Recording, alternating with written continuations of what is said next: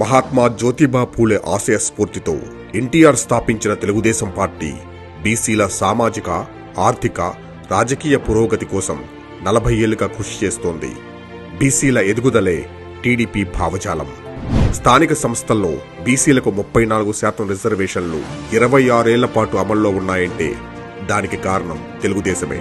వెనుకబడిన వర్గాలకు ప్రత్యేక ఉప ప్రణాళిక తీసుకొచ్చిన ఘనత చంద్రబాబుకే దక్కుతుంది. గత టీడీపీ ప్రభుత్వ హయాంలో బీసీ ఉప ప్రణాళిక కింద 30,000 కోట్లు ఖర్చు చేసి 30 ప్రత్యేక పథకాలను అమలు చేశారు చంద్రబాబు.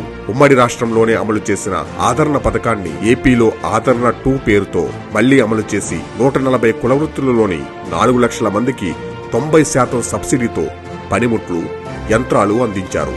13 కార్పొరేషన్లు, 9 ఫెడరేషన్ల ద్వారా ₹1,00,000 సబ్సిడీతో 3 లక్షల మందికి స్వయం ఉపాధి యూనిట్లు అందజేశారు.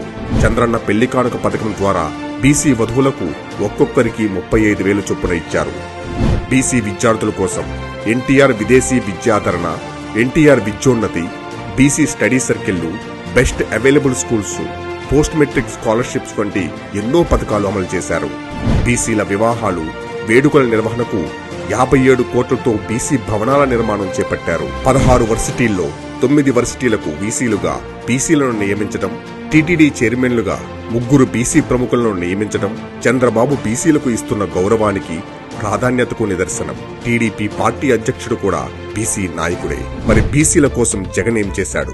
స్థానిక సంస్థల్లో బీసీ రిజర్వేషన్ను 34% నుంచి 24% తగ్గించి 16,800 మంది బీసీ నేతలకు రాజకీయ అవకాశాలను తగ్గించాడు. 28 బీసీ సంక్షేమ పథకాలను రద్దు చేశాడు. బీసీల కోసం 75,000 కోట్లు ఖర్చు చేస్తా అని చెప్పి 56 కార్పొరేషన్లలో కనీసం ₹56 లేకుండా చేశాడు. 12 నామినేటెడ్ పదవుల్లో 50% రిజర్వేషన్లు కల్పిస్తూ చట్టం తీసుకొస్తానని చెప్పిన జగన్ ఒక్క మాటను కూడా నిలబెట్టుకోలేదు. పైగా బీసీలను దారుణంగా అణిచేందుకు 27,000 మందిపై తప్పుడు కేసులు పెట్టించాడు. కంచర్ల జల్లయ్య యాదవ్, తోట చంద్రయ్య, నందం సుబ్బయ్య వంటి 26 మంది బీసీ నేతలను హత్య చేయించాడు. 2,500 మందిపై దాడులు చేయించాడు. తన అక్కను వేధించొద్దని అన్నందుకు 10వ తరగతి చదువుతున్న బీసీ విద్యార్థి అమర్నాథ్ గౌడ్ ను వైసీపీ రౌడీలు సజీవ దహనం చేస్తే కనీసం మనిషిగా అయినా ఖండిస్తూ ఒక్క మాట మాట్లాడలేదు. బీసీ ద్రోహి జగన్ పాలన అంతమైతే గాని బీసీలకు భవిష్యత్తు లేదు.